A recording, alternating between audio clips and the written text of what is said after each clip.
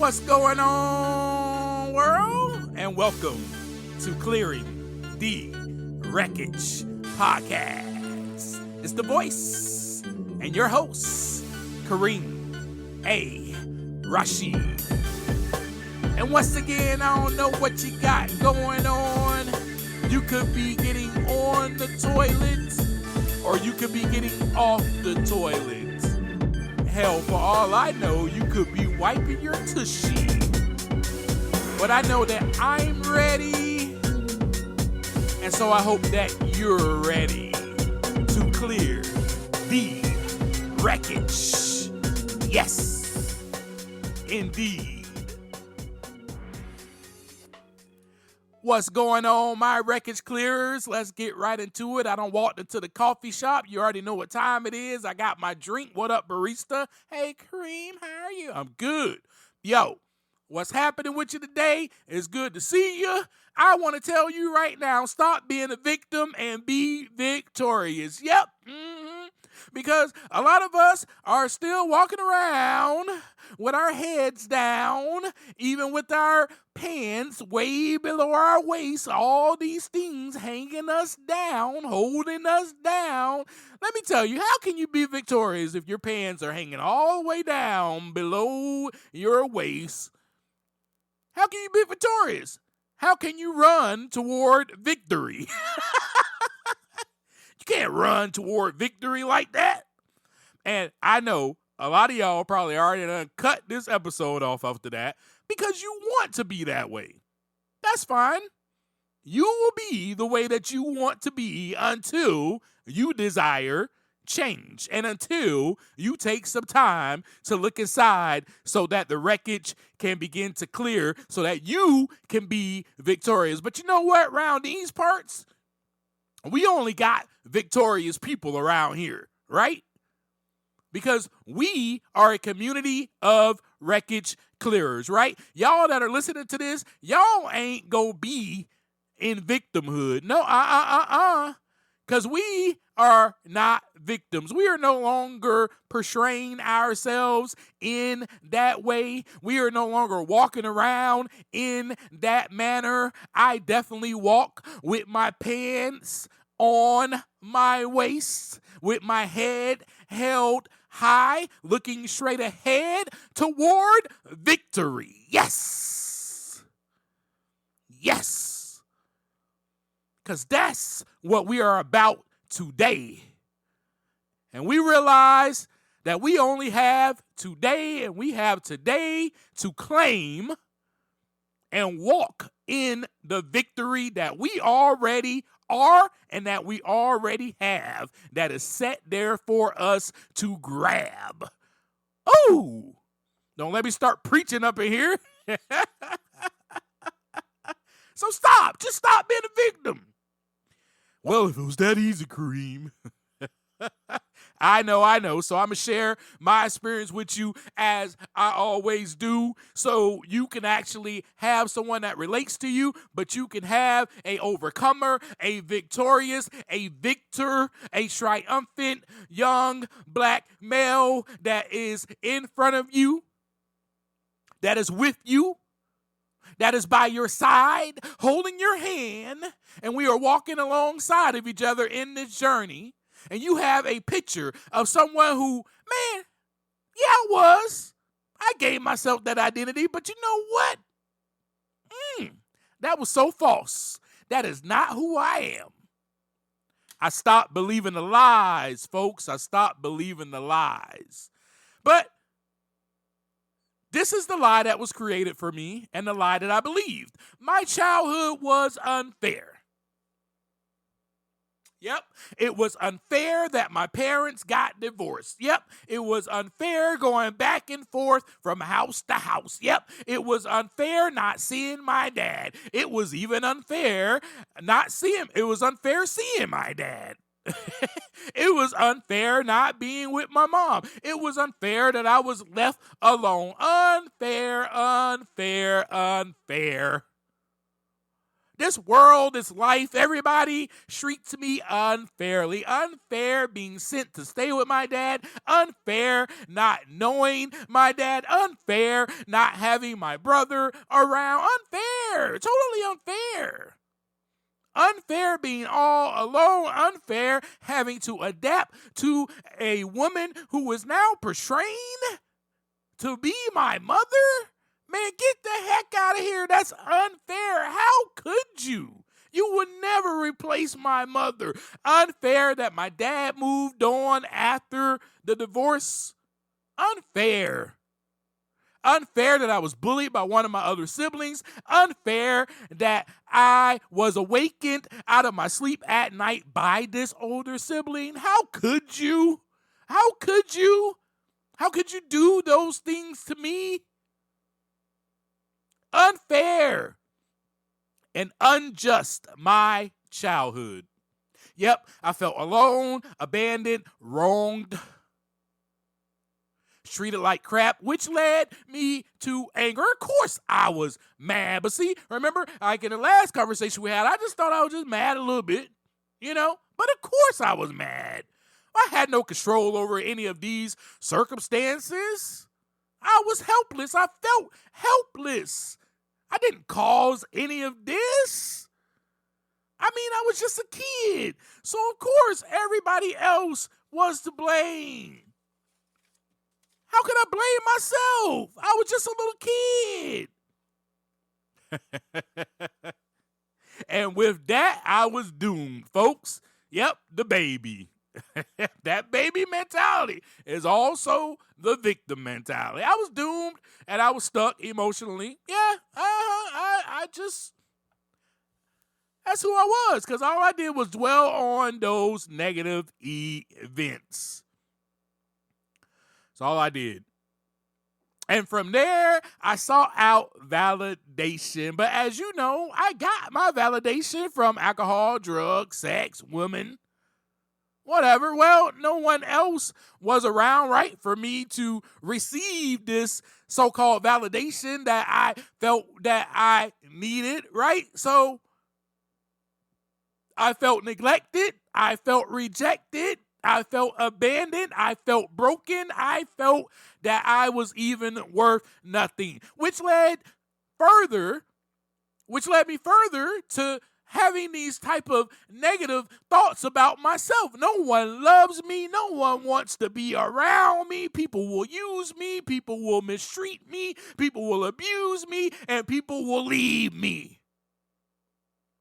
And hate is a very strong word to use, but it led me to not even wanting to develop relationships with anyone. I was saying to myself, I hate you, I hate you, I hate you, and you, and you, and you. So I didn't want to develop a relationship with older men because they would just bully me, right? Didn't want to have a relationship with any woman because they would just leave me. I am a victim here. Don't you see what everybody has done to me? Please, can you not see this? I get treated like crap by everyone. This, my friends, was the identity that I took on, and a resentment which led to the harm of my mental health and my relationship. Burning man. Burning. On the inside, I was burning down, and I thought that I was burning down all the other people that I was resentful at. But it was really me that was on fire. Remember the last episode, how I broke down the word resentment for you? I am not going to break it down for you again. The end result, though, of that word was that you have sent these negative thoughts and events and emotions through your mind again and again and again and again and again, right? And so that is what I was doing, folks. And truthfully, it was only how I perceived it to be, which led to my interpretation and understanding, which then led to a belief. And with that, if I am thinking, oh, this seems so unfair, then I'm going to interpret it as such. I'm going to believe as such. Yes, it is unfair.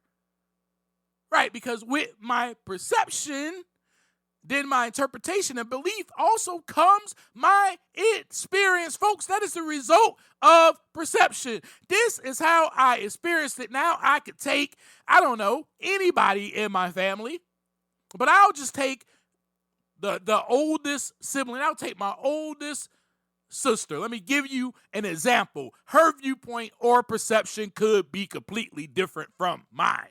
So again, as I stated to you in 2 episodes ago, episode 44, about being open-minded, there's a reason for that. Keep following along. Join the community. There's a reason why these episodes are going in the way that they're going. Anyway, I shared with you in that episode how my bias is confirmed due to how I believe, how I experienced it. So you can place her and I in a room. We can talk about our childhood, and we both can have 2 different beliefs or experiences. Her bias is then confirmed from her experience, then mine is confirmed from my experience. And we can then argue from there and try to prove to one another our own biases. She can look at me and be like, nah. She can look at me and be like, nah, that's not how it was, Kareem. That's not how it was. Why do you believe that? And I can go, nah, sis, no, this is how it was. This is how it was. This happened, that happened, and that happened. Don't you know that's how I was treated? She's like, well, no, I think there was really some great things about your childhood that happened. You don't remember? No, I don't remember. I'm a victim. Don't you see that I'm a victim of this? And then we both can have 2 different storylines and our own interpretation and belief about how it was.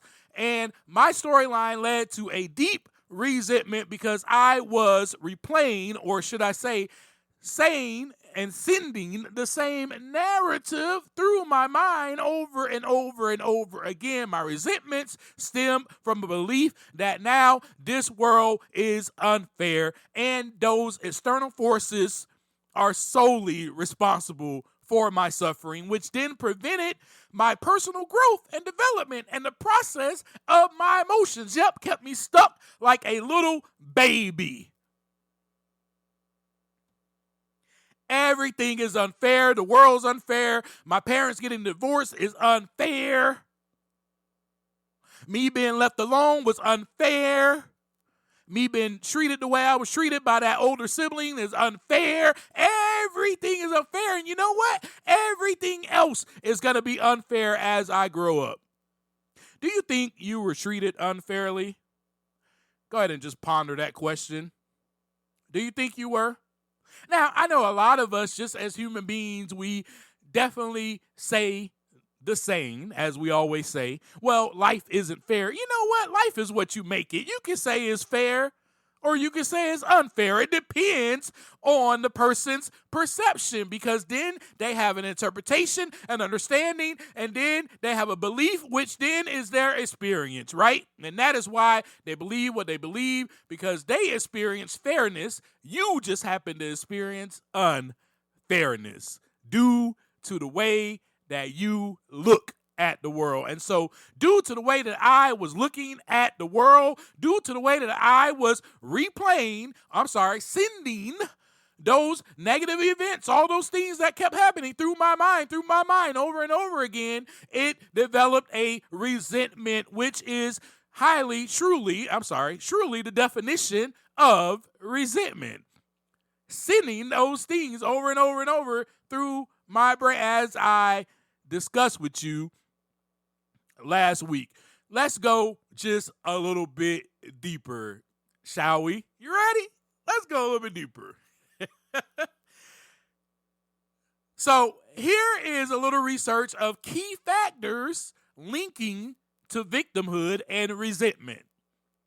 All right, and most of it I just shared with you. Most of it I just shared with you, but I'm going to break it down just a little bit. There comes a sense of injustice and unfairness, and it's due to the trauma or repeated negative experiences that can foster a belief that life is stacked against the individual and that they are repeatedly treated unjustly. That was me, right? This persistent feeling that things are unfair and beyond one's control is the direct driver of resentment. Ding, ding, ding, ding, ding. I just explained all of that to you, right? Then you have something called repressed anger, where anger is going to be a natural response to trauma and feeling wronged, serving as a survival instinct, as a way to cope with stress. It's natural. That's your way to cope with the stress that's going on. So Kareem, you were going through this because you were angry because you were trying to cope with stress. And then you just felt just a little angry, but you didn't know. However, in your victim mindset, that anger was often not processed healthily, and it became repressed and internalized as bitterness and grudges. Oh, I'm just a little angry, just a little bit, and then it grows. There's also powerlessness, right? Remember I said I felt helpless? Powerlessness and lack of control. And a core aspect of victimhood or victim mentality is feeling a lack of control over one's life. And that often stems from situations where control was genuinely absent. For example, childhood abuse or violence. This perceived, keyword, perceived powerlessness makes it difficult to move forward. And the resulting frustration feeds the resentment toward perceived perpetrators or life in general. Let's just keep going. External orientation and blame shifting, right? So everything that I did from that point on, so when I grew up physically, because I never grew up mentally or emotionally, remember I was still a baby,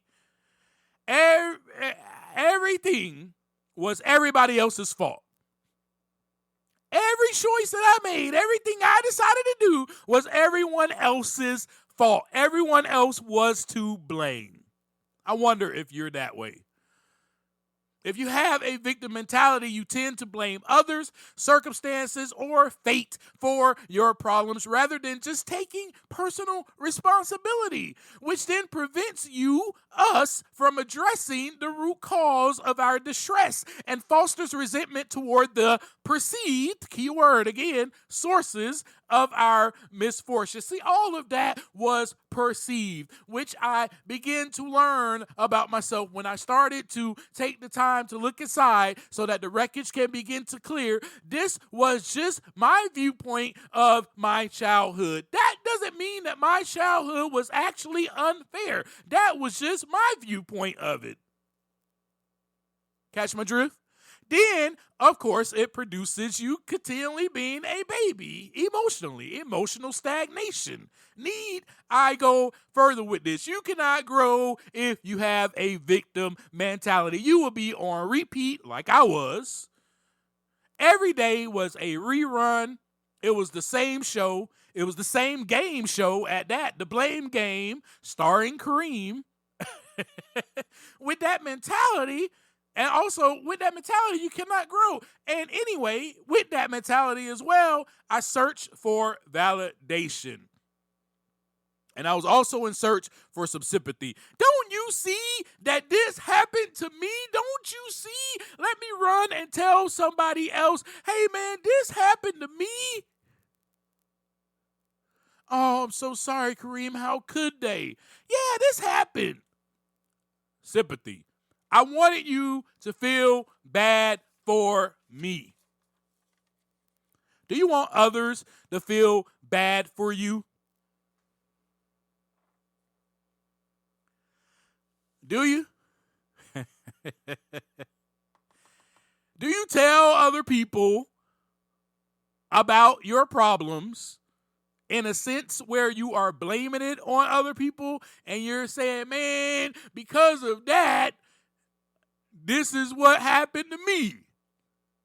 And you're gossiping about it in the break room. at work, or you're hanging out with your friends and all y'all talk about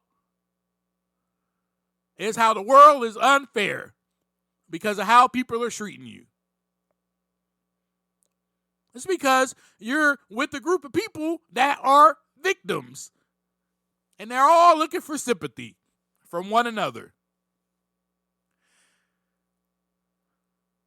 You are not a victim. Shall I repeat that again so that you can get it? You are not a victim. Do you know that there are grown men and women that are still blaming others for their problems? If you ask me, I'm going to tell you the truth.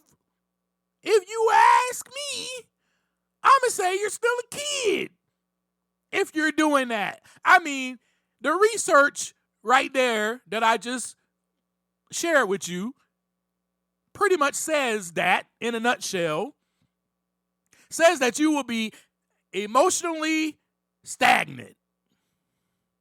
Well, what does that mean? That means that you will be emotionally stagnant. Let's just say what it says. That's what it means. That means you will not develop emotionally. That means that you will still be throwing temper tantrums like a kid. You know, that's what kids do. When they don't get their way, they throw a temper tantrum, and then they point and start crying. A kid points their finger at someone else with the quickness. I'll give you an example. I mean, I had an older brother growing up. I used to run and tattletale with the quickness when I didn't want to get in trouble. I went to mom real quick. He did it.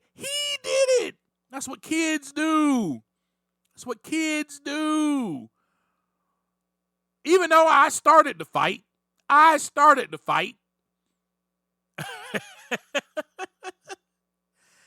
go to mom. He started it. Look what he did to me. So that she can show me some sympathy. Man, look. Babies pay back wrong for wrong. Kids do that crap, man. It is time to grow up. Do I need to go all the way with the baby analogy again with you? I'm not doing that today. I am not doing that with y'all today. Stop being a victim. In our last episode, I gave you some tools on how to deal with your resentments. Here is a little more on how I learned about all of that from my mentor and how I learned just through taking the time to look inside so that the wreckage can begin to clear. The first thing I learned was I play a part. Oh, no. I bet you thought you didn't play a part. Oh, yeah. Like that kid, that example I just gave you of me starting the fight and then getting my butt kicked by my brother and then crying and running to mom and saying, he hit me. Look what he did. Aren't you going to punish him? Look what he did. But truthfully, I played a part. I hit him first. That was the part I played. So I had to look for my part in all of my resentments and everything that I had wrote down. Remember, I told you last episode. If you haven't listened to the last episode, please listen to it. I told you how I jotted everything down. I jotted down all those resentments. I wrote it out and what I wrote next to it and all of that. You need to listen to it so that you can also learn how to clear the wreckage on that and get rid of these resentments that you have. And also, I wrote everything down. And it taught me how not to be a victim anymore. And I still do this till this day. Yes. So I had to recognize my part. That was the first thing I had to do. acknowledge, hey, you know what? I have some personal choices and actions involved in this that influences the outcome. Oh, I decided to hit my brother. Boom. My personal choice. Boom. I'm finna pop you. That's my personal choice. Regardless of what he said to me, I decided to get angry and throw a punch. Boom. Right? Then he decides to throw a punch back. Boom.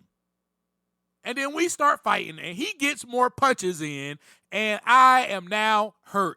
I had to acknowledge that my personal choices and my actions influence outcomes.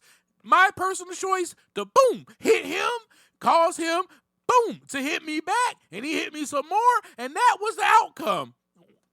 A fight broke out. That was my role in that. And I'm just giving you an example, of course, right? But that was my role in that. So I had to realize, hey, what is my role in all of this? Well, first, I needed to realize that I was choosing to be angry. When it came to holding all this stuff in, all of these, I was choosing to be angry. Are you choosing to be angry?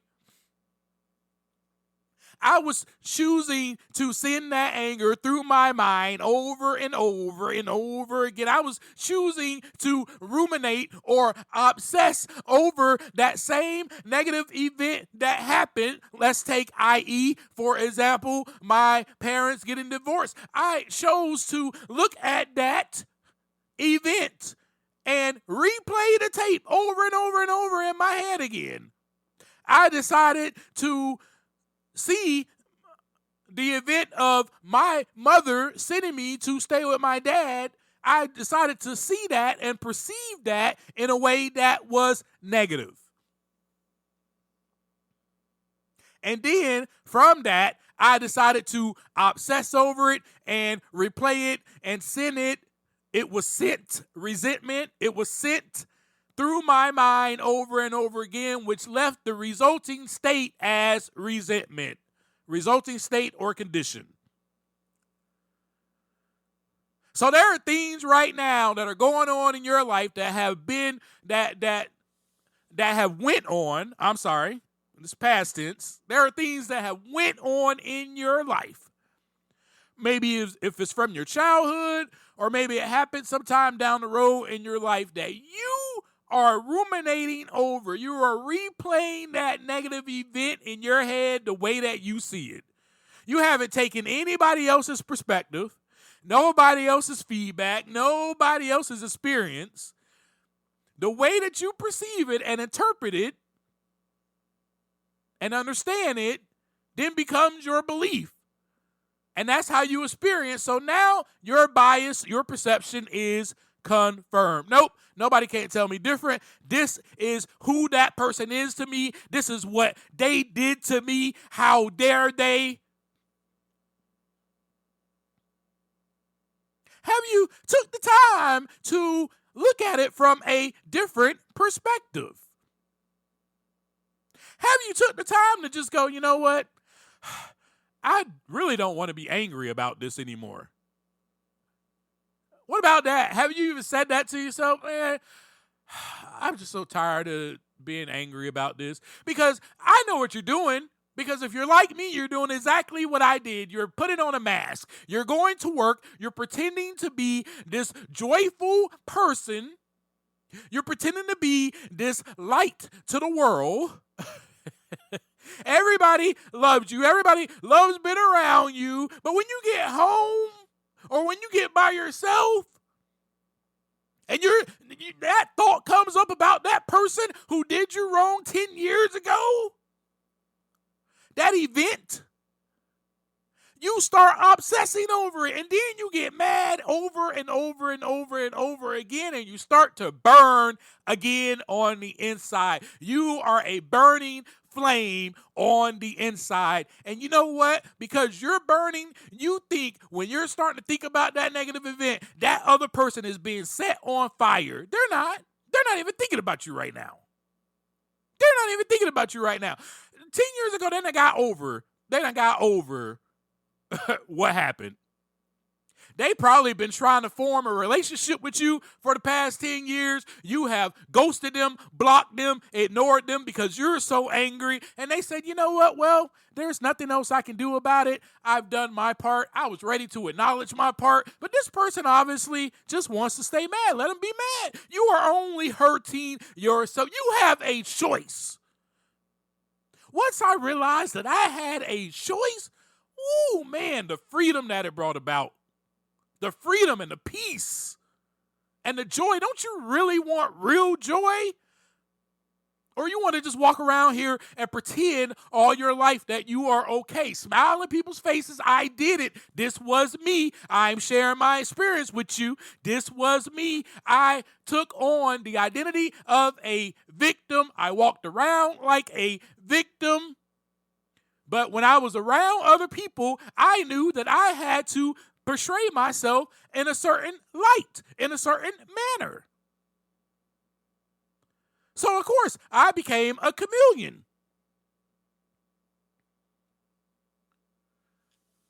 I don't want you to continue to be a chameleon, to continue to blend in. I want you to be so victorious that when you walk into a room, these people know, oh, man, there's Kareem. Heads turn. Heads aren't turning because you're so handsome or because you're so pretty. Heads turn because I'm handsome, for sure. Just kidding. I'm just kidding. But no, heads aren't turning because of the outside. Heads are turning because they see something on the inside of you. They see God. They see, oh my goodness, this person is transformed. They see a healing taking place inside of you. Don't get it twisted. People can see what's going on inside of you. People could see that. People were able to see what was going on inside of me before I was able to see it.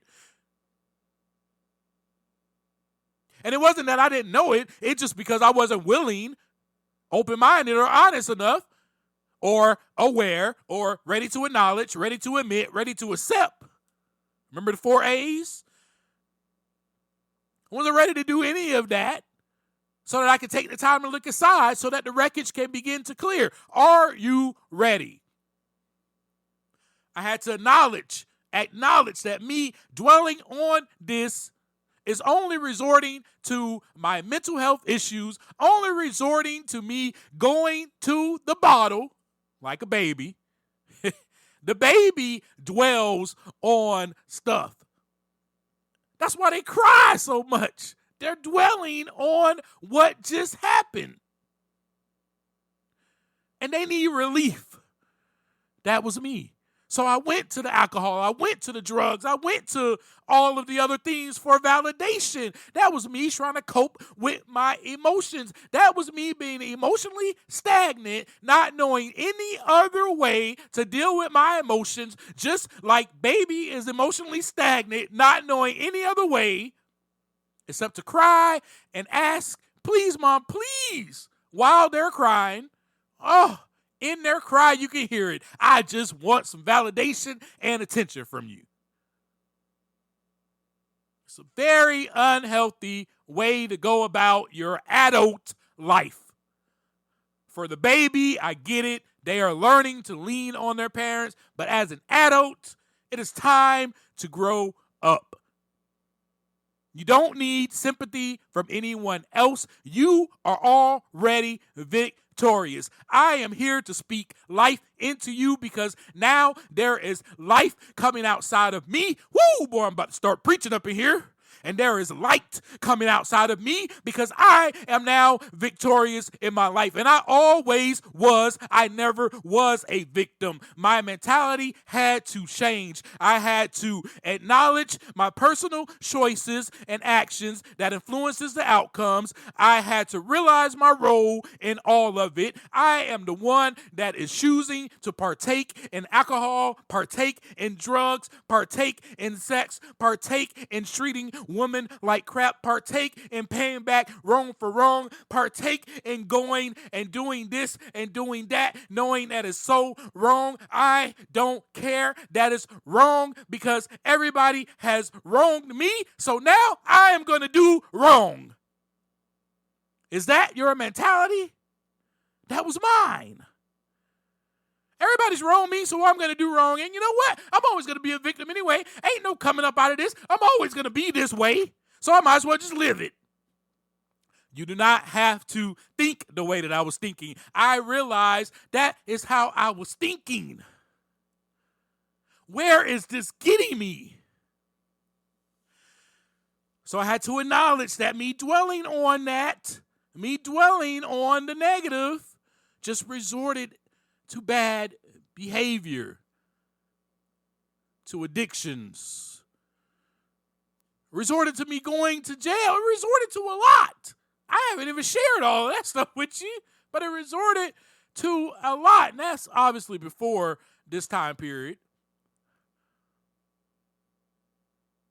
So, folks, the solution, that's what I had to focus on. That's what I had to focus on. Instead of saying, why me or how come,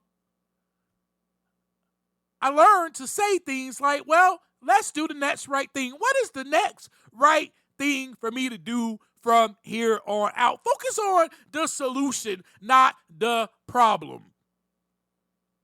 And the solution for me then was dealing with the resentment within myself. The solution for you and the solution for us today is taking the time to look inside so that the wreckage can begin to clear. We must look at ourselves and see what role we play in it. Everybody has a role. Let's just get that out of the way. Because, see, part of that victim mentality is just thinking that everybody else are the ones that have the role in this. I ain't got no role. No, you do too. Everyone does. Everyone does, including you. But the first thing is I had to realize that I was choosing to send these negative emotions through my brain over and over and over again. I had to say no to that. I'm not going to do it. I had to say no to that. Woo! So what are some other things that we can do, right, to continue to clear the wreckage? Change the way that we talk to ourselves. I had to change the way that I was talking to myself. I had to stop all the negative, all of that talk that I was just sharing with you, how I used to talk to myself. No one loves me. No one will ever love me. I'm not worthy. I'm a screw up. I'm a failure. I'm not worth anything. And I had to stop blaming other people. I had to stop blaming others, stop blaming myself, and I had to stop blaming God. And from that point on, gratitude I had to learn to practice. It's easy. Just write down 5 things in the morning that you're grateful for. And that's what I had to do. I just started writing down 5 things in my journal that I'm grateful for. And then I decided to start sharing that list with some of my friends through my phone, through text message. I started sending out a gratitude list. You can do that. Then I had to work on forgiving myself. And of course, those who I felt harmed me, right? I had to forgive them so I could move past the resentment and the anger. I also had to learn to be kind to myself. These are steps that I'm telling you can take. This is what I did from my experience. Be kind to myself. Prioritize activities that supported my well-being. You know what? It's time to do something good for me. Stop burning so much on the inside. Need some water to go down that throat to cool off. I started drinking water. Started drinking a lot of it, actually. And I was using that as figuratively, but also literally. I did start drinking a lot of water, and that definitely helped my well-being. But I decided to do other things, as I just shared with you on the last episode. Go for a walk. Go to the gym. Do something for myself. I had to also identify and work towards some goals to build a sense of accomplishment and purpose. My self-esteem was low. My self-worth was low. I had to start doing things to help grow my self-esteem and truthfully to grow up. So I put down, let's go to the gym 3 to 4 times a week. I still now, till this day, go to the gym 3 to 4 times a week.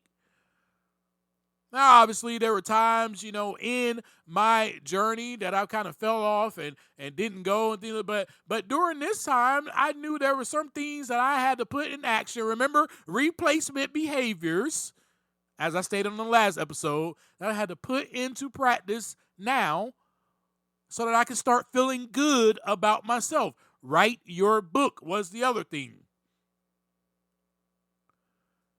Write your book was the other thing. So I was always writing in my journal, right? And I was writing, poetry, all of that. I'm a writer. That's what I do. And I always write down what I feel. And then, the thought came about to write a book about how I was feeling, write a book about my experiences. And so I wrote that down to go ahead and start writing a book. Then I did that, and I set out to do that. I'm going to go to the coffee shop on this day at this certain time, this many times a week, and I'm going to sit down and I'm going to write. I had to build up a sense of accomplishment and purpose. And of course, I made changes to situations that I could control, right? So the people I spent my time with. So as you know, I was in my recovery group or my support group at the time. So the fellowship was great. It was great to be around the fellowship, the activities with them.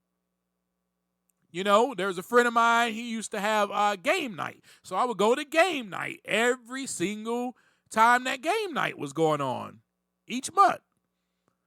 I was filled with activities around like-minded people who were trying to be sober and clean.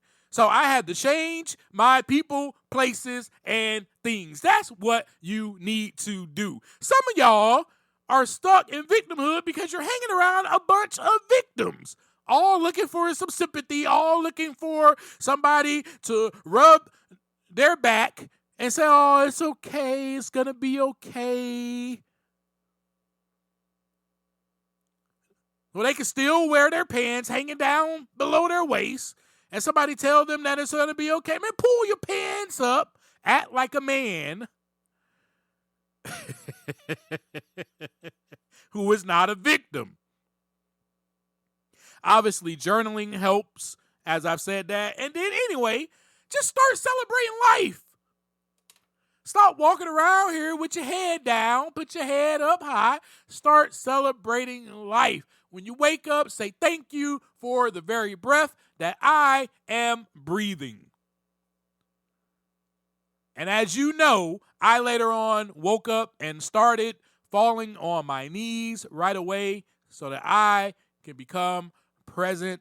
I've shared these things with you. Being present helps you to deal with your resentment. Why? Because if you're present, you're not thinking about that hurt from the past.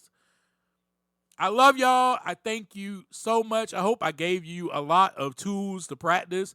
But on every episode, all the way from you got like 45 episodes of me just telling you and sharing with you as one, right? Remember, as one, we do this together, as one of how I have been clearing the wreckage. So all you have to do really is just walk with me as I walk with you. And I'll see y'all sometime next week.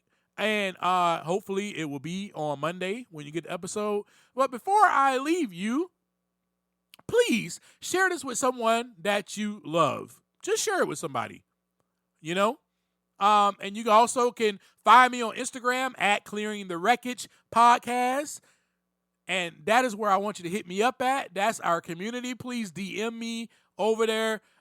You also can find me on YouTube at Kareem Rashid, my first and last name.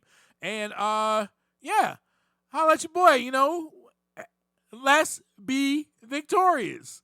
Because that's what it's all about. Because we are victorious. We need to understand that we have victory as soon as we wake up. As soon as we wake up, we have victory. Start to set your mind on those things when you wake up. When I wake up, I say this day is going to be victory. There are so many great things in store for me today. Anyway, I love you. I thank y'all so much for always listening to all my wreckage. And until I see you again, as I always leave you, take some time to look inside so that the wreckage can begin to clear. Peace.